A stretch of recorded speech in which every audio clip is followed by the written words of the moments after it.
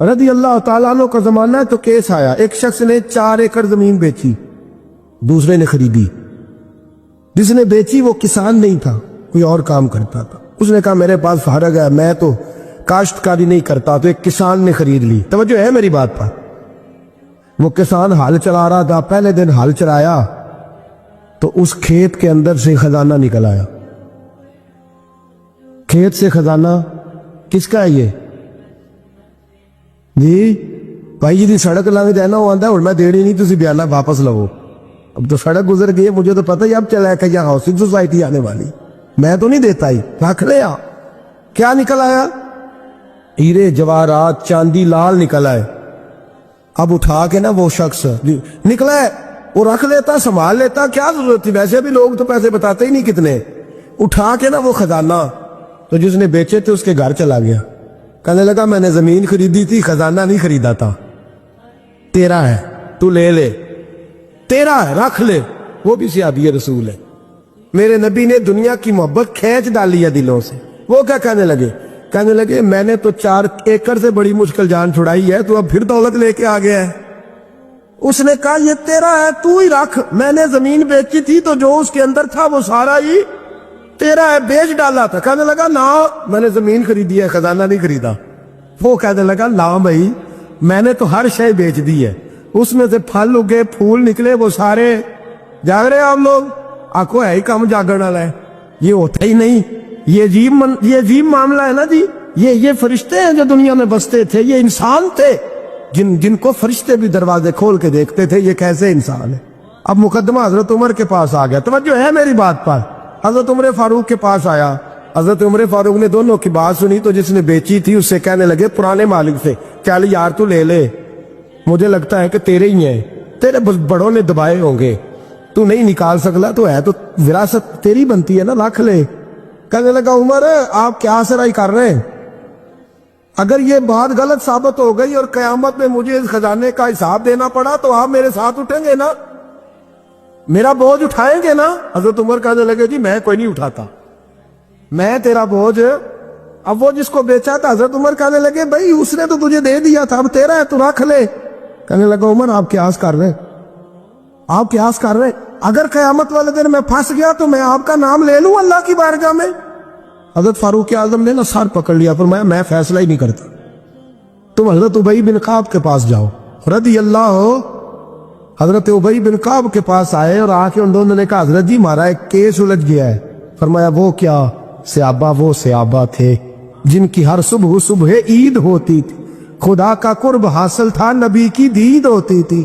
حضرت ہمارا کیس الجھ گیا، حضرت عمر سے فیصلہ نہیں ہوا، آپ مہربانی فرمانے لگے وہ کون سا کیس ہے جو عمر فاروق سے فیصلہ نہیں ہوا؟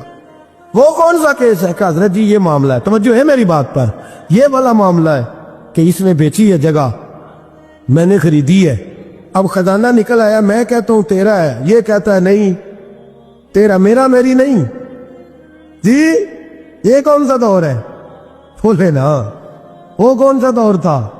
خیر الناس من ینفع الناس، لوگوں میں بہتر وہ جو لوگوں کے لیے نفع بخش۔ یہ کہتا ہے خزانہ تیرا ہے، میں کہتا ہوں نہیں، تو کون سا دور ہو گیا؟ تیرا تیری کا۔ حضرت سیدنا ابی بن کعب رضی اللہ تعالیٰ عنہ نے سر جھکا لیا، کہنے لگے میں فیصلہ کیا کروں، میں بہت بڑا قاضی ہوں پر یہاں میں بھی الجھ گیا ہوں، اب فیصلہ سنو، خوبصورت فیصلہ۔ حضرت ابی بن کعب اس سے پوچھتے ہیں بیچنے والے سے تیرے بچے کتنے؟ کہنے لگا جوان بیٹا ہے۔ خریدنے والے سے کہتے ہیں تیرے کتنے بچے ہیں؟ اس نے کہا جوان بیٹی ہے۔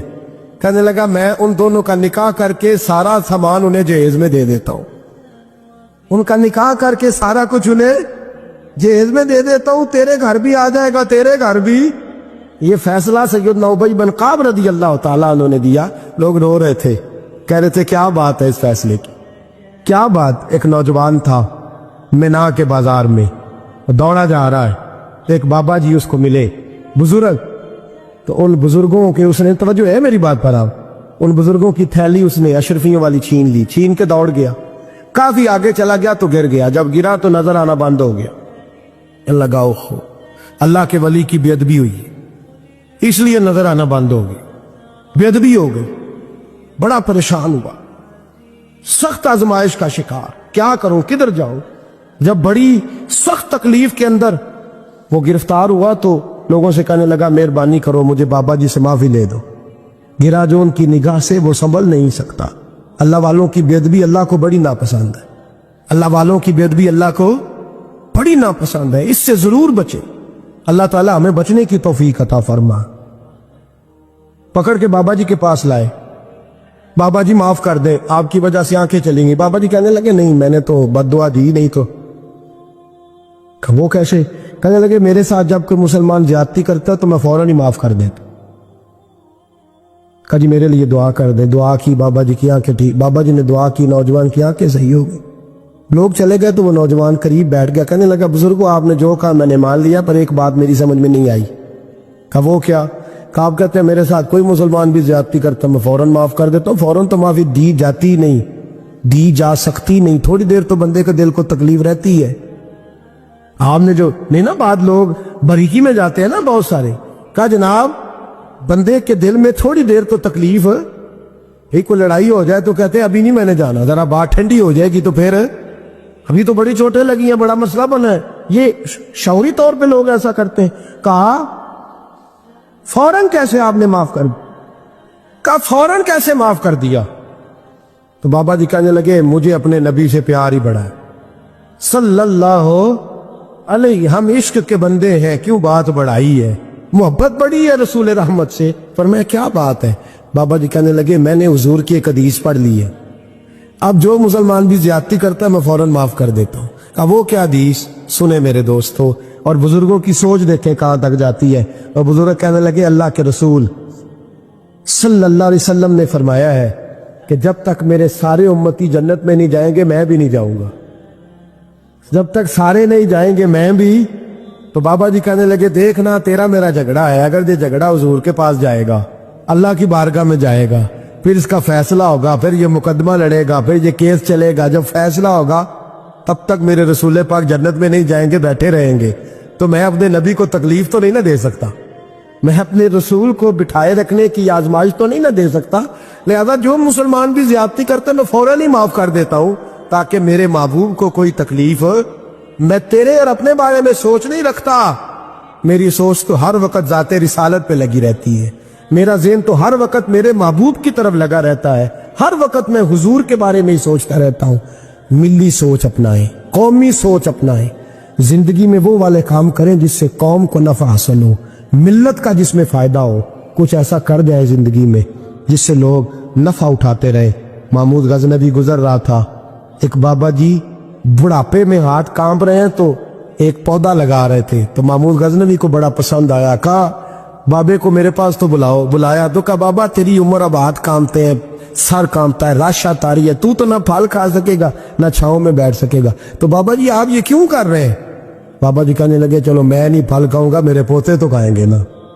بچے محمود کو بات بڑی پسند آئی, اس نے بابا جی کو ایک اشرفیوں کی تھیلی انعام میں دے دی. کہا تیری سوچ بڑی قومی ہے, بڑی ہے. تو بابا جی مسکرا کے کہنے لگے بادشاہ تو ابھی کہہ رہا تھا کہ نہ تو پھل کھائے گا نہ چھاؤں میں بیٹھے گا, اللہ نے مجھے پھل بھی دے دیا ہے, چھاؤں بھی دے دی ہے. ابھی دیکھے نا, ابھی میں نے کام کیا نہیں تو اللہ نے سارا کچھ پہلے ہی دے دیا ہے. بادشاہ اور راضی ہوا, اس نے ایک تھیلی اور دی. تو بابا جی مسکرا کے کہنے لگے دیکھ میرے اخلاص میں اللہ نے کتنا فضل کیا ہے. لوگوں کے باغ میں سال میں ایک دفعہ پھل لگتا ہے, میرے باغ میں 2 دفعہ لگ گیا. تو خیر خائی کا ذہن بنا, لوگوں کے بارے میں سوچ, قومی اور ملی ذہن بنا, بڑا ذہن بنا, بڑی سوچ بنا. وہ والا کام کر جس سے زیادہ لوگوں کو فائدہ ہو, زیادہ لوگوں کا نفع ہو, وہ والا کام کر. قومی ملی ملت اسلامیہ کی سوچ بنا, عالم اسلام کی بات کر, مسلمان کا بھلا کر, اپنے وطن کا بھلا کر, اپنی ملت کے بارے میں سوچ. جب تو یہ کام کرے گا تو اللہ تجھے وسائل بھی بڑے ہی عطا فرمائے گا. اللہ تبارک و تعالیٰ تیرے لیے رحمتوں کے دروازے بھی زیادہ ہی کھولے گا. تو فرمایا زمین میں وہ قائم رہے گا جو لوگوں کا بھلا کرے گا, دوسروں کے بارے میں سوچے گا. وہی دنیا میں زندہ رہتے ہیں جو لوگوں کے لیے نفع بخش بن جاتے ہیں. جو ذات کی بات کرتے ہیں وہ بڑی جلدی فنا ہو جاتے ہیں. دوسروں کی بات کر, تو ہمیشہ رہے گا, تو باقی رہے گا, تو قائم رہے گا, تو ہمیشہ صبح قیامت تک تیرا نام جپا رہے گا. میرے اعلیٰ حضرت فرماتے ہیں بے نشانوں کا نشان مٹتا نہیں, مٹتے مٹتے بھی نام ہو ہی جائے گا. تو دوستو یہاں تو گھر والوں کو احتجاج کرنا پڑتا ہے, پھر کوئی بات سنتا ہے. یہاں تو 100 دفعہ رو کے دکھانا پڑتا ہے پھر کوئی بات سنتا ہے، یہاں تو جناب 100 دفعہ کہنا پڑتا ہے تب کوئی بات سنتا ہے۔ خدا را محبتیں بانٹنی شروع کرو، اپنے لہجوں سے تلخیاں ہٹاؤ، یہ جو چہروں پر پکی پکی سلوٹیں ڈالنی ہیں ان کو دور کرو، یہ جو ہر وقت کے تھکے تھکے اور ہر وقت کے ناراض اور ہر وقت کی طبیعت کے اندر سختی اور ہر وقت کہنا میں بڑا کام کرتا ہوں، میں بڑی مشقت اٹھاتا ہوں، تمہیں پتہ نہیں میں کس تکلیف میں ہوں۔ اور میرے بھائی ساری دنیا ہی پریشان رہتی ہے، لیکن کچھ لوگ ایسے ہوتے ہیں جو پریشانیاں ذرا ہنس کے گزار لیتے ہیں، کچھ لوگ ایسے ہوتے ہیں جو پریشانیاں اپنے تک رکھ لیتے ہیں، دوسروں کو تکلیف نہیں دیتے۔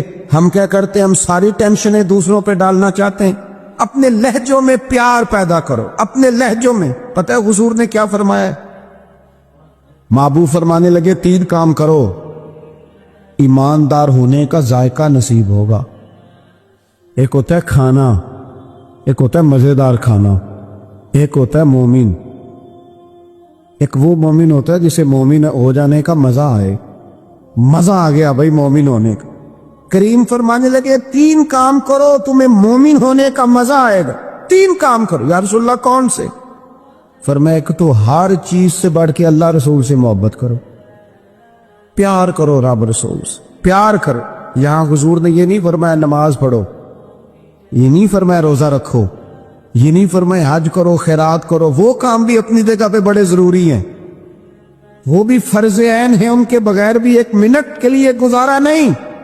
لیکن فرمایا اگر ان چیزوں کا مزہ لینا ہے نا، ادھر دیکھیے میری طرف، اگر ان چیزوں کا مزہ لینا ہے نا، کہ نماز مزیدار ہو جائے، روزہ مزیدار ہو جائے، سخاوت مزیدار ہو جائے، حج مزیدار ہو جائے، فرمایا اگر چاہتے ہو مومن ہونے کا مزہ آئے تو ہر چیز سے بڑھ کے اللہ رسول سے محبت کرو۔ یہ بخاری مسلم دونوں میں موجود ہے۔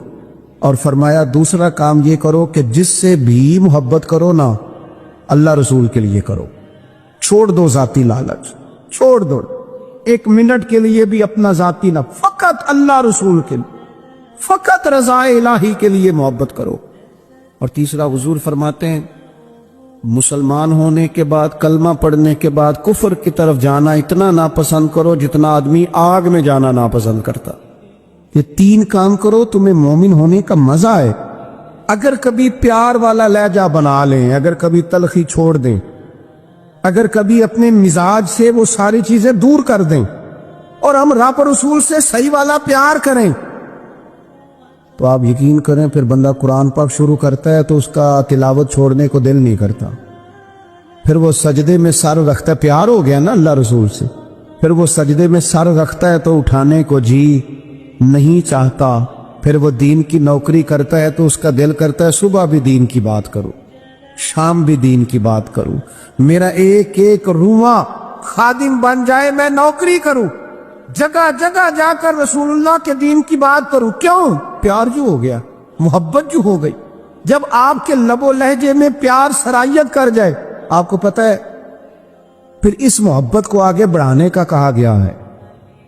حضور نے فرمایا میرے صحابہ سے بھی محبت کرو کیونکہ میرے صحابہ ہیں، پھر ان سے بھی پیار کرو، ان کے بارے میں تمہارے دلوں کے اندر عقیدت کے جذبات ہیں۔ اور پتہ کس طرح کی عقیدت؟